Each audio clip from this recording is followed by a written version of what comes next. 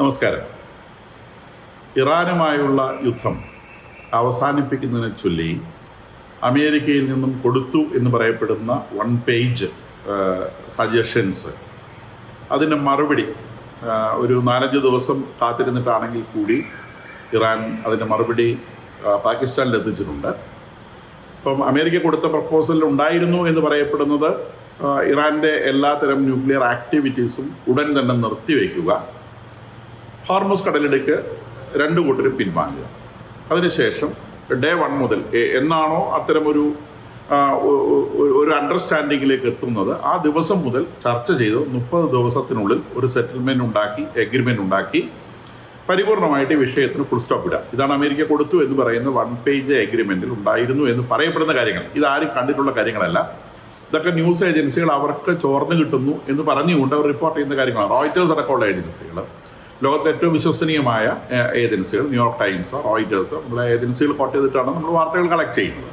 അപ്പം അതിനകത്ത് വരുന്ന വാർത്തകളാണ് നമ്മൾ ഈ പറയുന്നത്. അപ്പം അതിന് മറുപടിയായിട്ട് ട്രംപ് ഈ ദിവസങ്ങളിലൊക്കെ റെസ്പോൺസ് കൊണ്ടോ ഇല്ലേ കൊല്ലും എന്ന് പറയുന്നുണ്ട്. കൂടാതെ ഈ പ്രപ്പോസൽ കൊടുത്തതിന് ശേഷം തന്നെ ഹോർമുസിൽ പലതരത്തിലുള്ള ഏറ്റുമുട്ടലുകൾ ഉണ്ടായിട്ടുണ്ട്, ഗൾഫ് രാജ്യങ്ങൾ ആക്രമിക്കപ്പെടുന്നുണ്ട്, ഇറാനിൽ അമേരിക്ക ആക്രമിച്ചിട്ടുണ്ട്. പക്ഷേ എന്തായാലും സീസ് ഫയർ ആണ് എന്നാണ് അമേരിക്ക പറയുന്നത്. ഇറാൻ അതിനെക്കുറിച്ച് പ്രത്യേകിച്ചൊന്നും പറയുന്നില്ല. എന്തായാലും ഇന്ന് കാലത്ത് ഇതിനുള്ള ഒരു മറുപടി ഇന്നലെ വൈകിട്ട് തന്നെ മറുപടി അയച്ചിട്ടുണ്ട് എന്ന് മാധ്യമങ്ങളിൽ വാർത്ത വന്നിരുന്നു. ഇന്നിപ്പം അതിനെ കുറച്ചുകൂടെ ഡീറ്റെയിൽസ് പുറത്തു വന്നിട്ടുണ്ട്. അപ്പം അതിൽ ഉള്ളതായിട്ട് ഇറാൻ്റെ ഔദ്യോഗിക വാർത്താ ഏജൻസികൾ തന്നെ പറയുന്നത് മറുപടി കൊടുത്തിട്ടുണ്ട്. ആ മറുപടിക്കകത്ത് ഉള്ള കാര്യങ്ങൾ ഇതൊക്കെയാണ്. മറുപടി ആരും കണ്ടിട്ടില്ല, അത് പാകിസ്ഥാൻ്റെ കയ്യിലായിരിക്കുന്നത്. അതിൻ്റെ ഫോട്ടോ കോപ്പിയോ അല്ലെങ്കിൽ ഗ്രീൻ ബെറിൻ്റോ ഒന്നും ആർക്കും കിട്ടിയിട്ടില്ല. ഈ ഇറാൻ ന്യൂസ് ഏജൻസികളായിട്ടുള്ള ഇർന ഫാർസ് എന്നൊക്കെ പറയും, ഇതെല്ലാം ശരിക്കും IRGCയുടെ മൗത്ത് പീസുകളാണ്. ആ മൗത്ത് പീസുകളിൽ നിന്ന് പുറത്തു വന്നിട്ടുള്ള അവരുടെ ഡിമാൻഡുകളായിട്ട് അവർ പറയുന്നത്, 1, യുദ്ധത്തിന് കോമ്പൻസേഷനാണ്, ഞങ്ങൾക്ക് വന്ന കംപ്ലീറ്റ് നഷ്ടവും ഞങ്ങൾക്ക് തരണം. 2, ഞങ്ങളുടെ മേലുള്ള എല്ലാ സാങ്ഷൻസ് റിമൂവ് ചെയ്യണം, കൂടാതെ ഫ്രോസൺ അസറ്റ്സ് മുഴുവൻ ഞങ്ങൾക്ക് തിരിച്ചു തരണം. 3, ഇനി മേലിൽ ഞങ്ങളെ ആക്രമിക്കുകയില്ല എന്നുള്ള ഒരു ഗ്യാരണ്ടി ഞങ്ങൾക്ക് തരണം. 4, ഹോർമുസ് കടലിടുക്ക് ഞങ്ങളുടേതാണ്, അത് അംഗീകരിച്ച് തരണം. ഞങ്ങളുടെ ന്യൂക്ലിയർ കാര്യങ്ങളെക്കുറിച്ചൊന്നും ആലോചിക്കാൻ നിങ്ങൾ ഇങ്ങോട്ട് വരേണ്ട. അപ്പം ഇത്തരം കാര്യങ്ങൾ ന്യൂക്ലിയറിനെ കുറിച്ച് അതിനകത്ത് പറഞ്ഞതായിട്ട് പറയുന്നില്ല. ഈ 4 കാര്യങ്ങളാണ്. ന്യൂക്ലിയറിനെ കുറിച്ച് അതിനകത്ത് മെൻഷൻ ചെയ്തതായിട്ട് ഈ ന്യൂസ് ഏജൻസികൾ പറയുന്നില്ല. പറയുന്നത് ഈ 4 കാര്യങ്ങളാണ്. കോമ്പൻസേഷൻ വേണം, സാങ്ഷൻസ് റിമൂവ് ചെയ്യണം, ഫ്രോസൺ അസറ്റ്സ് ഒക്കെ റിലീസ് ചെയ്ത് തരണം, ഫ്യൂച്ചർ അറ്റാക്ക് ഉണ്ടാവരുത്, ഹോർമുസ് കടലിടുക്ക് ഞങ്ങളുടേതാണ്, അത് ഞങ്ങൾക്ക് വിട്ടുതരണം. ഇതാണ് അവർ പറഞ്ഞത്. അപ്പോൾ ഇങ്ങനെയാണ് ഇത് ഉള്ളതെന്നാണ് news agency, Iran news agency തന്നെ ഔദ്യോഗികമായിട്ട് പുറത്തുവിട്ടത്. നമ്മളിതിനകത്ത് ശ്രദ്ധിക്കേണ്ട ഒരു കാര്യം, ഈ ഇറാനിൽ നിന്ന് നെഗോസിയേഷന് വേണ്ടി പോകുന്ന അരാക്സിയാണ്. അരാക്സി ഇങ്ങനെ ഒരു മറുപടി കൊടുത്തതായിട്ട് പറയുന്നില്ല. അതിനകത്ത് എന്താ ഉള്ളതെന്നും അദ്ദേഹം മിണ്ടുന്നില്ല. ഇനി പെഷേസ്കിയാൻ എന്ന് പറഞ്ഞിട്ട് അവിടെ ഒരു പ്രസിഡന്റ് ഉണ്ട്, അദ്ദേഹവും ഇതിനെക്കുറിച്ച് ഇങ്ങനെ ഞങ്ങൾ ഒരു മറുപടി കൊടുത്തിട്ടുണ്ട് എന്നതിനെ സംബന്ധിച്ച് ഇതുവരെ ഈ മറുപടി കൊടുത്തതുമായി ബന്ധപ്പെട്ട വാർത്തകൾ വരുന്നതിന് ശേഷം ഇവരാരും സംസാരിച്ചില്ല, ക്വാലിബാഫ് സംസാരിച്ചിട്ടില്ല. വിച്ച് മീൻസ് ഇത് പൂർണ്ണമായിട്ടും IRGCയുടെ പിടിയിലാണ്. ഇവർക്കാർക്കും ഒന്നും ചെയ്യാൻ പറ്റില്ല, ഇവർക്കാർക്കും ഇതിനകത്ത് ഒരു സേവും ഇല്ല. ഞങ്ങൾ മറുപടി കൊടുത്തു എന്ന നിലയിലാണ് ഈ ന്യൂസ് ഏജൻസികളാണ് പറയുന്നത്. IRGC കോട്ട് ചെയ്തിട്ടില്ല. ഇറാൻ മറുപടി കൊടുത്തു എന്നാണ് അവർ പറയുന്നത്. ഇറാൻ കൊടുത്ത മറുപടിയിൽ ഇന്ന കാര്യങ്ങളാണ് ഉള്ളതെന്നും ഈ ന്യൂസ് ഏജൻസികൾ പറയുന്നുണ്ട്. ഇർന ഫാഴ്സ് എന്നീ ന്യൂസ് ഏജൻസികളാണ്. രണ്ടും IRGCയുടെ മൗത്ത് പീസുകളാണ്. അപ്പോൾ സ്വാഭാവികമായിട്ടും ഇവിടെ ഒരു നേതൃത്വമില്ല എന്നുള്ളതും, അല്ലെങ്കിൽ പ്രസിഡന്റ്, പ്രധാനമന്ത്രി, വിദേശകാര്യമന്ത്രി എന്ന് പറയുന്ന ഡെമോക്രാറ്റിക് സെറ്റപ്പിന് യാതൊരു റോളും ഇല്ല എന്നുള്ളതും, അവിടുത്തെ ജനത്തിന് ഭരണത്തിന് മേലെ യാതൊരു സ്വാധീനമില്ല എന്നുള്ളതും, ഏകദേശം 1.5 ലക്ഷം വരുന്ന ഈ തീവ്രവാദി പട്ടാളത്തിൻ്റെ കയ്യിലാണ് ഈ സംഗതി മുഴുവനായിട്ട് ഇരിക്കുന്നതെന്നുള്ളത് വീണ്ടും ഒരിക്കൽ കൂടി ഉറപ്പിച്ചിരുന്നു. ഇതിൽ നിന്ന് വ്യത്യസ്തമായൊരു മറുപടി ലോകത്തിൽ ആരെങ്കിലും പ്രതീക്ഷിച്ചിരുന്നോ എന്നുള്ളത് വേറെ വിഷയം. ട്രംപിനും അറിയാം ഇത് തന്നെയാണ് വരാൻ പോകുന്നതെന്ന്. കാരണം അദ്ദേഹം ഒരു പോസിറ്റീവായിട്ടുള്ള മറുപടി ഉദ്ദേശിച്ചാണെങ്കിൽ പിന്നെ ഹോർമുസിൽ അദ്ദേഹത്തിൻ്റെതായിട്ടുള്ള അഭ്യാസം അദ്ദേഹം നടത്തേണ്ട കാര്യമില്ല. കാരണം ഈ മറുപടി കൊടുത്തതിന് ശേഷമാണ് അവർ ഹോർമുസിൽ അവരുടെ നേവൽ ഡിസ്ട്രോയേഴ്സ് കടത്തിയതും, നേവൽ ഡിസ്ട്രോയേഴ്സ് ഉപയോഗിച്ച് ഇറാൻ്റെ 2 കപ്പലുകൾ തകർത്തതും, ഇറാൻ്റെ പോർട്ടുകളെ ആക്രമിച്ചതും, ഇറാൻ്റെ ഉള്ളിൽ കിടന്ന് ടെഹ്റാൻ വരെ ആക്രമിച്ചതും ഒക്കെ അതിനുശേഷം നടന്നിട്ടുണ്ട്. അപ്പോൾ ഒരു പോസിറ്റീവ് റിപ്ലൈ ആണ് ട്രംപ് പ്രതീക്ഷിച്ചിരുന്നതെങ്കിൽ ട്രംപ് അത്തരം കാര്യങ്ങൾ ചെയ്യേണ്ട കാര്യമില്ല.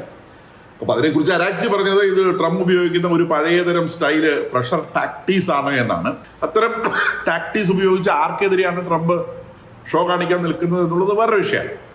അപ്പോൾ ഇറാനെ ചവിട്ടി പിടിച്ചെടുത്ത് തന്നെ നിർത്തുന്നു എന്നുള്ളതൊരു വസ്തുതയാണ്. അത് അദ്ദേഹം ആക്രമണങ്ങളിലൂടെ ആരെയൊക്കെ ബോധ്യപ്പെടുത്താൻ ശ്രമിക്കുന്നുണ്ട്, ഇത് എൻ്റെ കാൽച്ചുവട്ടിൽ തന്നെയാണ് നിൽക്കുന്നതെന്ന്. ഞങ്ങൾ അങ്ങനെ വീണുപോയിട്ടില്ല എന്ന് ബോധ്യപ്പെടുത്താൻ വേണ്ടി ഇറാൻ ഈ ഗൾഫ് രാജ്യങ്ങളെ ആക്രമിക്കുന്നുണ്ട്. അപ്പോൾ ഈ തിരിച്ചു കിട്ടിയ മറുപടിയെ സംബന്ധിച്ച് ട്രംപ് ഒറ്റ ഉത്തരം പറഞ്ഞു, ടോട്ടലി അൺആക്സെപ്റ്റബിൾ, പരിപൂർണമായിട്ടും അസ്വീകാര്യം.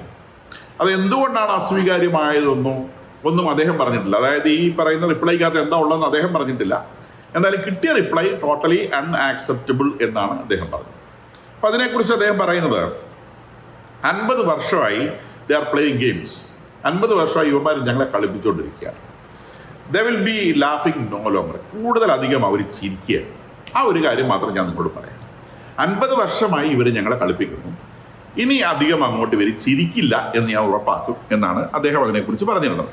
അപ്പോൾ അതിനിടയിൽ നെതന്യാഹുവിൻ്റെ ഒരു പ്രധാനപ്പെട്ട ഇൻ്റർവ്യൂ പുറത്തു വന്നിട്ടുണ്ട്. അപ്പോൾ അദ്ദേഹം പറഞ്ഞത് ഈ ഇറാനിലെ യുദ്ധം അത് നിർത്തേണ്ട സമയമൊന്നും ആയിട്ടില്ല. Iran stock pile of enriched uranium must be taken out before the US-Israel war against Iran can be considered over. അപ്പം ഇറാൻ്റെ നേരെ ഞങ്ങൾ നടത്തുന്ന യുദ്ധം, ഇസ്രായേലും അമേരിക്കയും ചേർന്ന് നടത്തുന്ന യുദ്ധം അത് തീർന്നു എന്ന് പറയണമെങ്കിൽ ഇറാൻ്റെ കയ്യിലുള്ള ന്യൂക്ലിയർ മെറ്റീരിയൽ പൂർണ്ണമായിട്ടും ടേക്കൺ ഔട്ട്, അത് പുറത്തേക്ക് എടുക്കണം. അത് പുറത്തേക്ക് എടുത്ത ശേഷം മാത്രമാണ് അങ്ങനെ ഒരു യുദ്ധം തീർന്നു എന്ന് നമുക്ക് പറയാൻ കഴിയുള്ളൂ. അപ്പം മിനിഞ്ഞാന്ന് റഷ്യ പറഞ്ഞിരുന്നു ഇവരുടെ ന്യൂക്ലിയർ മെറ്റീരിയൽസ് കിട്ടാണ് ഞങ്ങളിങ്ങ് എടുത്തോളാം എന്ന് റഷ്യ ഒരു ഓഫർ വെച്ചിരുന്ന കാര്യം പത്രങ്ങൾ നിങ്ങൾ വായിച്ചിട്ടുണ്ടാവും എന്ന് ഞാൻ വിചാരിക്കുന്നു. വീണ്ടും നെതന്യാഹു പറയുന്നത് it's not over because there is still nuclear material enriched uranium that has to be taken out of the Iran.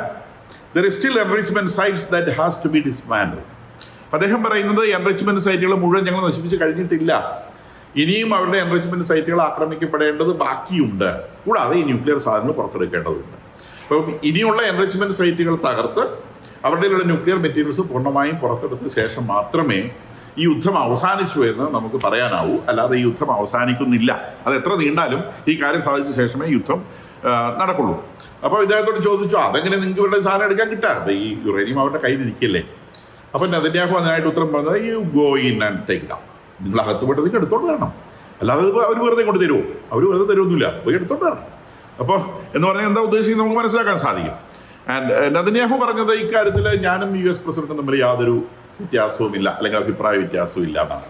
പിന്നെ US പ്രസിഡന്റ് പറയുന്നത് ഇവർ ഡിപ്ലോമസിയാണ് നോക്കുന്നത്, എങ്ങനെയും തീർക്കാൻ നോക്കുന്നു എന്നൊക്കെ US പ്രസിഡന്റ് പറയുന്നുണ്ട്, പത്രക്കാരോട് പറയുന്നത് അങ്ങനെയാണ്. നെതന്യാഹു പറയുന്നത് അങ്ങനെയൊന്നുമല്ല, ഇതിങ്ങനെയാണ് കാര്യങ്ങൾ തീരുക, ഞങ്ങൾ തമ്മിൽ അക്കാര്യത്തിൽ യാതൊരു വ്യത്യാസവുമില്ല. പത്രക്കാരോട് പറഞ്ഞത് എനിക്കറിയാൻ പാടില്ല എന്നുള്ളതാണ് അദ്ദേഹം അതിനെക്കുറിച്ച് പറയുന്നത്. കൂടാതെ ലെബനോണിൽ ഈ ഇറാൻ്റെ നേരത്തെ ഉണ്ടായിരുന്ന ഒരു ഡിമാൻഡ് ഈ തവണത്തെ ഇതിനകത്ത് ലെബനോണിൻ്റെ കാര്യം പറഞ്ഞതായിട്ട് കാണുന്നില്ല. ഇന്നലെ പത്രങ്ങൾ റിപ്പോർട്ട് ചെയ്തിരുന്നു, ലെബനോണിൻ്റെ വിഷയവും കൂടി അവർ മെൻഷൻ ചെയ്തതായിട്ട് ചില പത്രങ്ങൾ സൂചിപ്പിച്ചിരുന്നു. ഇന്നിപ്പം ഈ ഇറാൻ്റെ വാർത്താ ഏജൻസി റിപ്പോർട്ട് ചെയ്തതിനകത്ത് ലെബനോണിൻ്റെ വിഷയം പറഞ്ഞിട്ടില്ല. അവരുടെ ആദ്യത്തെ ഇതിലുള്ളത് ലെബനോണിൽ ഹിസ്ബുള്ളയെ ആക്രമിക്കരുത് എന്നുള്ളതായിരുന്നു അവരുടെ ഒന്നാമത്തെ ഡിമാൻഡ്. ലെബനോണിലെ ഹിസ്ബുള്ളയെ ആക്രമിക്കുന്നത് നിർത്തുകയും അക്കൂട്ടത്തിൽ ഇറാനെ ആക്രമിക്കുന്നത് നിർത്തുകയും ചെയ്യണമെന്നുള്ളതായിരുന്നു അവരുടെ ഫസ്റ്റ് ഡിമാൻഡ്. എന്തായാലും ഇസ്രായേലിന് ഒന്നിനെ ഉത്തരം കൊടുത്തിട്ട് ഇന്നിന് 26 ഹിസ്ബുള്ള ഭീകരന്മാരെയാണ് ലെബനോണിൽ ഇസ്രായേൽ ബെയ്റൂറ്റിൽ പോയിട്ട് കൊന്നിട്ടുള്ളത്. അപ്പം ഇസ്രായേൽ ലെബനോണിൽ കാര്യമായ ആക്രമണങ്ങൾ നടത്തുന്നുണ്ട്. ലെബനോൺ ക്ലീൻ ചെയ്യുന്ന പണി ഞങ്ങൾ നിർത്തുന്ന പ്രശ്നമില്ല, ഹമാസിനെ ചവിട്ടി ഒതുക്കുന്ന പരിപാടി ഞങ്ങൾ നിർത്തുന്ന പ്രശ്നമില്ല. വെസ്റ്റ് ബാങ്ക് അത് ഞങ്ങളുടെ സൗകര്യം പോലെ ഞങ്ങൾ കൈകാര്യം ചെയ്തോളാം, ഇതൊന്നും ഇറാൻ ഡിക്റ്റേറ്റ് ചെയ്യേണ്ടതില്ല. ഇറാനിലെ ചില കാര്യങ്ങൾക്ക് ഞങ്ങൾ ചെയ്യാറുണ്ട്, അത് ഞങ്ങൾ തീരുമാനിക്കും എന്നൊരു നിലപാടാണ് നെതന്യാഹുവിൻ്റെ ഭാഗത്ത് വരുന്നത് എന്ന് മനസ്സിലാക്കണം. ഇറാനിൽ നിന്ന് വരുന്ന റിപ്ലൈകൾ വി വിൽ നെവർ ബോ ഡൗൺ, സാറിന് പറയുന്നത് പോലെ ഞങ്ങൾ മുട്ടുമടക്കുന്ന പ്രശ്നമേ ഉദിക്കുന്നില്ല. ഞങ്ങളെ എങ്ങനെ ആക്രമിക്കാൻ US വന്നു കഴിഞ്ഞാൽ അതിനുള്ള മറുപടി 10 ഇരട്ടിയായിട്ട് തിരിച്ചു കിട്ടും. കൂടാതെ ഒരു വിദേശ രാജ്യത്തിൻ്റെ വാർഷിപ്പുകളും ഹോർമുസ് കടലിടുക്കിനെ സമീപിച്ചു കഴിഞ്ഞാൽ അമേരിക്കയുടെ സുഹൃത്തുക്കളായിട്ടുള്ള എല്ലാ അറബ് രാജ്യങ്ങളുടെ മേലെയും ഞങ്ങൾ തീകൂരിക്കും. ഇതാണ് അവരുടെ ഭാഗത്തു നിന്നുള്ള ഒന്നാമത് റെസ്പോൺസ്. 2, ഇതിനിടയിലൂടെ അവർ യുണൈറ്റഡ് അറബ് എമിറേറ്റ്സിനെയും കുവൈറ്റിനെയും ഖത്തറിനെയും ആക്രമിക്കാൻ ശ്രമിക്കുന്നുണ്ട്. അതെല്ലാം ഓട്ടോമാറ്റിക് സിസ്റ്റങ്ങൾ ഉപയോഗിച്ച് തന്നെ അവർക്ക് പ്രിവെൻറ്റ് ചെയ്യാൻ കഴിയുന്നുണ്ട്. എങ്കിലും അങ്ങോട്ട് മിസൈലുകൾ, ഡ്രോണുകൾ ഒക്കെ നിരന്തരമായിട്ട് UAE-യിലേക്കും കുവൈറ്റിലേക്കും ഖത്തറിലേക്കും പറക്കുന്നുണ്ട്. കൂടാതെ പേർഷ്യൻ ഗൾഫിൽ ഖത്തറിൻ്റെ ഷിപ്പുകൾ ആക്രമിക്കപ്പെട്ടിട്ടുണ്ട്. ഷിപ്പുകൾ മുക്കുന്ന തരത്തിലുള്ള ആക്രമണങ്ങൾ, ഷിപ്പിൽ തീപിടുത്തം ഉണ്ടാക്കാൻ പറ്റുന്ന രീതിയിലുള്ള ആക്രമണങ്ങൾ, അൺഐഡൻറ്റിഫൈഡ് ആയിട്ടുള്ള ഓബ്ജക്ട്സ് വന്ന് മുട്ടി എന്നാണ് പറയുന്നത്. May be A kind of small missiles or rocket something like that അപ്പം അത് വന്ന് മുട്ടിയിട്ടുണ്ട്, കത്തി പിടിച്ചിട്ടുണ്ട്. അപ്പോൾ ഇത്തരം കാര്യങ്ങൾ അവിടെ നടക്കുന്നുണ്ട്. ഇറാന്റെ ഭാഗത്തുള്ള ആക്രമണം നടക്കുന്നുണ്ട്. ഈ ദിവസങ്ങളിൽ അമേരിക്ക അങ്ങോട്ട് ആക്രമിച്ചതായിട്ട് പ്രത്യേകിച്ച് സൂചനകളൊന്നുമില്ല ഈ 2 ദിവസത്തിനകത്ത്.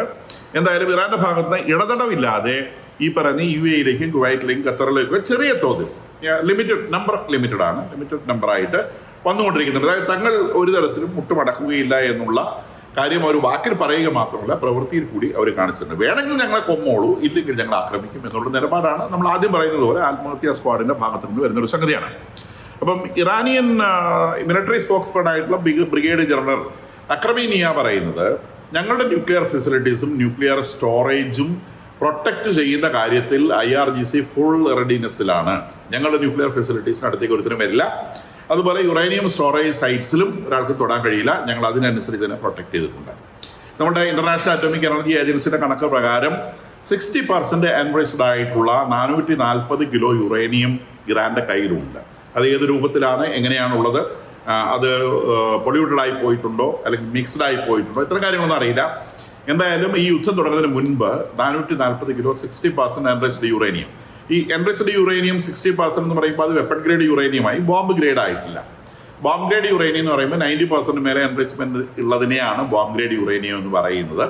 അന്നൊക്കെ പത്രവാർത്തകൾ കണ്ടിരുന്നു ഒരു 10 കിലോയിൽ താഴെ ബോംബ് ഗ്രേഡ് യുറേനിയം ഇറാന്റെ കയ്യിലുണ്ട്, വിച്ച് മീൻസ് ഒരു ന്യൂക്ലിയർ ബോംബ് എങ്കിലും സൃഷ്ടിക്കാൻ മാത്രമുള്ള 90% എൻറിച്ച്ഡ് യുറേനിയം അവരുടെ കയ്യിലുണ്ട് എന്നുള്ള വാർത്തകൾ വന്നിരുന്നു. പക്ഷേ ഇന്റർനാഷണൽ അറ്റോമിക് എനർജി പറയുന്നില്ല, 90% അച്ചീവ് ചെയ്യാൻ അവർക്ക് കഴിഞ്ഞിട്ടില്ല. 60% വരെ അച്ചീവ് ചെയ്യാൻ കഴിഞ്ഞിട്ടുള്ളത് 90%ലേക്ക് കൊണ്ടുപോകാൻ പറ്റും. ആ 60% എൻറിച്ച്ഡ് ആയിട്ടുള്ള 440 കിലോഗ്രാം യുറേനിയം ഉണ്ട് എന്നാണ്. അപ്പോൾ ഇതിനെ ചൊല്ലിയാണ് വാസ്തവത്തിൽ യുദ്ധം ഉണ്ടായിട്ടുള്ളതും ഇതിനെ ചൊല്ലിയാണ് ഇപ്പോഴും ഈ പ്രശ്നം നടക്കുന്നതും. ഇത് വിട്ടുകൊടുക്കണോ വേണ്ടയോ എന്നുള്ള ഒറ്റ വിഷയമാണ് ഇതിനകത്തുള്ളത്. അപ്പം ബാക്കിയുള്ളതൊക്കെ തീർക്കാവുന്ന വിഷയങ്ങളാണ്. ഈ ഒരു വിഷയം കിറാമുട്ടിയായിട്ട് നിൽക്കുന്നുണ്ട് എന്ന് മനസ്സിലാക്കാം. അതുപോലെ ഇറാന്റെ എല്ലാ ആംഡ് ഫോഴ്സുകളുടെയും IRGC, ബസീജ് ഫോഴ്സും കുറേ ഫോഴ്സുകളുണ്ട്.